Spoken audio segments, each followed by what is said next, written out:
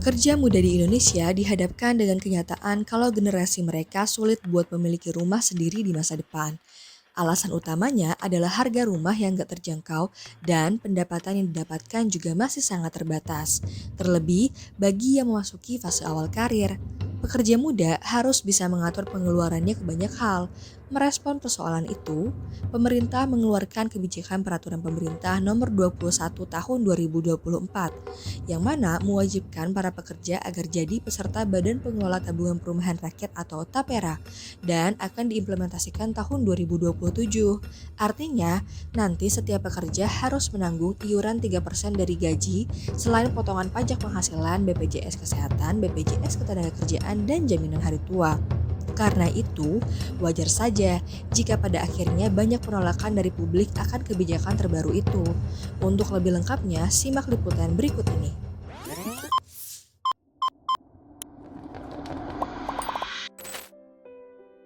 Nah, selama menjalani masa pekerjaan di NGO ini, itu kira-kira gimana Mbak tantangannya? Tantangannya adalah memang NGO itu adalah pekerja yang diberikan upahnya itu surga.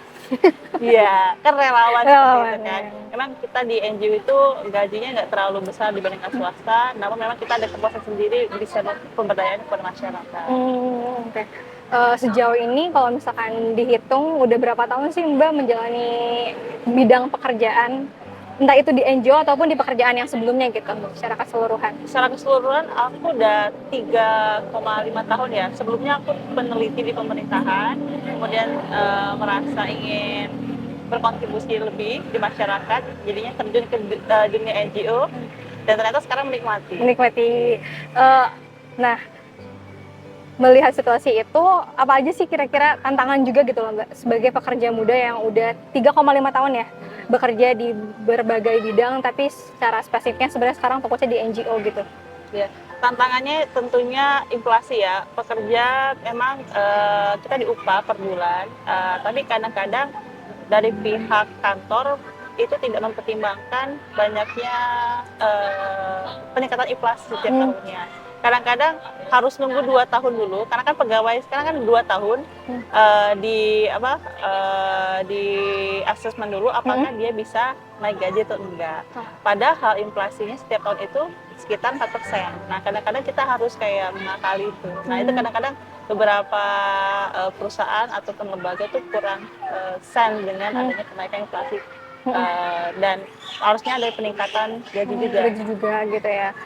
Kadang sih ini juga sih, nyari pekerjaan itu sulit ya, kayak pas pertama lulus tuh nggak tahu gimana caranya nyari kerja ya kan, cuma naruh lamaran-lamaran aja tapi belum dipanggil tuh, kayak nyesek kayak gitu. Kalau tantangan sebagai pekerja itu ya sangat terchallenge ya, dimana kita juga harus beradaptasi langsung dengan lingkungan pekerjaan gitu, ya dimana kita harus bisa tertantang dengan tuntutan pekerjaan serta deadline yang harus bisa diselesaikan dengan baik gitu. Apalagi kalau memang misalkan kita orang rantau ya, dimana kita harus bisa pandai-pandai untuk menyisihkan saving money itu, apalagi untuk survive di ibu kota. Paling tantangannya kerja di sini kayak ketemu klien yang berbeda-beda, terus untuk setup yang dia mau paling itu aja sih. Menyesuaikan yang dia mau itu. Gimana ya, bagi waktu buat masa main-mainnya sih masih dibagi, buat kerja juga, buat mainnya. Ya namanya juga kebutuhan buat keluarga juga. Ya kalau lagi rame aja gitu, teperan, suka kalau lagi nggak ada teman, apalagi kalau lagi sendiri ya. Banyak sekali tantangan media saat ini. Kebetulan PPMN fokusnya di media dan jurnalistik, di mana setiap hari kita berhadapan langsung dengan terutama aku sebagai communication officer ya, berhadapan langsung sama berbagai macam jurnalis dengan cerita-ceritanya dia beraneka ragam, dari dia kena ancaman karena liputannya, dia juga kena kayak dikriminalisasi UITE, apalagi sekarang ada RUU penjara. Kalau saat ini Mbak sendiri gitu posisinya ngekos, punya hunian atau enggak gitu dengan profesi yang sekarang, dan tadi gajinya juga dalam artian masih ups and downs ya sebenarnya. Ya aku merantau dari Sumatera, sekarang aku ngekos. Jadi untuk pengeluaran memang berbeda ya dengan orang-orang yang tinggal di Jakarta, tentunya lebih besar karena ada pengeluaran kos, harus makan sendiri. Ya itu kita memanajemen keuangan. Beberapa persen memang aku sisihkan ya untuk keluarga. Sama keluarga sih Kak. Ya, kalau sekarang sih masih sama orang tua ya. Kalau untuk tinggal saya sini kos sendiri sih. Jadi kan emang rata-rata pekerja muda yang sekarang ya itu lebih memilih untuk tinggal seperti di apartemen, kosan yang memang biayanya sangat terjangkau. Kalau aku di sini ngekos sih Kak. Kosnya mana, Kak? Di belakang, Oh. parkir gitu loh. Oh, oke. Ada deh kosan daerah sini dekat. Oh, tapi maksudnya asal daerahnya berarti dari mana? Oh, aku aslinya apa? Kalau aku sih dari Serang sih. Oh, Serang, Banten. Banten. Kalau dari sisi Mbak sendiri, menurut Mbak penting nggak sih kita sebagai pekerja tuh punya rumah gitu? Atau Mbak sendiri lebih prefer punya rumah nanti atau enggak gitu? Iya, aku punya rumah impian, pengen banget punya rumah impian yang tapak ya, yang bukan apartemen atau bukan mansion gitu enggak, cuma pengen rumah tapak. Penting karena aku sebenarnya impian ya untuk punya keluarga di sini di Jakarta atau sekitarnya. Jadi memang dibutuhkan hunian. Mungkin iya sih Kak. Kenapa? Pengen punya rumah sendiri aja gitu buat keluarga. Butuh nggak butuh sih ya kalau sekarang. Tapi kalau untuk masa depan sih ya butuh mungkinan buat punya rumah sendiri sih mau. Penting banget sih menurut aku. Karena ya aku juga pengen juga punya rumah gitu istilah. Jadi nabung lah ya. Mungkin kalau kita lihat dari realitanya ya, kalau misalnya kita bahas terkait pekerja muda, sekarang rata-rata pekerja muda khususnya misal aku bisa cerita di urban di Jakarta kan, aku kerja di sini. Kayak kalau misalnya kita untuk beli rumah kayak masih sulit ya, karena ongkos aja kayak Gojek sekali jalan itu udah 30.000. Maksudnya banyak keperluan-keperluan yang kita punya saat ini, belum lagi banyak juga dari teman-temanku misalnya dia juga sebagai sandwich generation di mana dia menghidupi dirinya dia dan keluarganya aja masih belum cukup. Kalau menurut saya pribadi untuk hunian itu sangat penting ya. Karena itu salah satunya menjadi kebutuhan primer bagi setiap orang. Jadi untuk tempat tinggal tuh sangat dibutuhkan sebenarnya. Nah, melihat gaji yang sekarang, itu ada gambaran nggak Mbak kira-kira berapa tahun gitu waktu yang diperlukan untuk mengumpulkan si uang itu agar nantinya bisa membeli rumah atau hunian gitu? Ya. Kalau dari gaji pokok kemungkinan sekitar 15 tahun bisa baru mendapatkan rumah yang layak ya. Ya mungkin tipe-tipe 60 kali 40 seperti itu. Cuman memang kalau di NGO itu kan juga ada beberapa bonus gitu kan. Seperti misalnya kalau kita di perjalanan dinas kan juga dapat. Nah, dan ada pembayaran lainnya. Nah, kira-kira itu mungkin ya bisa ya sekitar 12 tahun mungkin ya. Kurang lebih sih 20 tahun sih Kak. Mungkin puluhan tahun sampai ratusan tahun kali ya. Sampai Buat bisa, segitunya ya? Iya, buat bisa punya rumah sendiri. Iya. Oke. Karena untuk yang sekarang aja kakak dipakai uangnya tuh untuk berbagai macam kebutuhan gitu ya? Benar. Termasuk keluarga tadi. Keluarga, untuk kebutuhan sendiri, kebutuhan yang lain juga. Kita juga nggak tahu kapan punya rumahnya. Ibarat kata nabung sendiri aja nggak tahu kapan kita punya rumah. Berkaitan dengan itu, aku pengen ngebahas tentang TAPERA gitu, Mbak, Tabungan Perumahan Rakyat yang menjadi kebijakan pemerintah dan cukup kontroversial akhir-akhir ini di kalangan masyarakat. Nah, kalau dari sisi Mbak sendiri, gimana sih tanggapannya mengenai TAPERA ini yang katanya diinisiasi oleh pemerintah bisa membantu masyarakat untuk mendapatkan rumah di masa yang akan datang gitu? Kalau dilihat dari singkatannya kan TAPERA kan Tabungan Perumahan Rakyat. Sebenarnya dia punya tujuan untuk jaminan sosial ya untuk hunian masyarakat. Namun kalau dilihat dari prakteknya hingga sekarang, TAPERA yang saat ini banyak digunakan oleh PNS itu banyak yang macet kreditnya. Banyak PNS yang tidak mendapatkan taperanya hingga di hari tua. Nah, ini kan menjadi problematika kan, apakah nantinya ketika masyarakat swasta juga bergabung di tapera, akan juga ada dana yang macet atau dana yang tidak disalurkan. Untuk saat ini saya nggak berminat sih Kak untuk join. Takutnya nggak ini juga sih, nggak pasti. Sebenarnya kalau untuk itu sih, menurut saya ya masih kurang layak untuk diimplementasikan ya.